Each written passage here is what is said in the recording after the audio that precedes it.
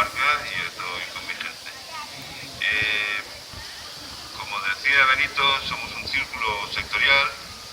Nuestra labor estatutaria es el apoyar a los círculos autonómicos o municipales o el gran círculo, el círculo estatal, y en eso trabajamos. Nosotros estamos para ayudaros en todas vuestras dudas y necesidades y promover las actuaciones correctas sobre la discapacidad y la dependencia.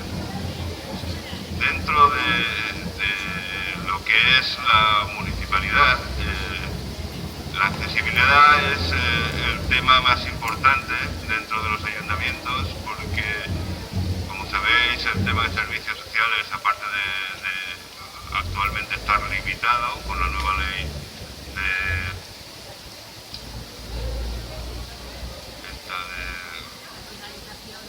racionalización de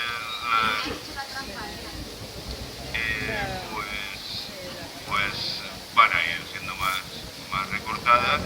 Sin embargo, la accesibilidad depende de los ayuntamientos, depende de un presupuesto municipal, es lo más cercano a cada uno de nosotros y siendo como hay otros temas que no tienen una legislación siendo como que hay otros temas que no tienen legislación y están en el limbo legal, no sabemos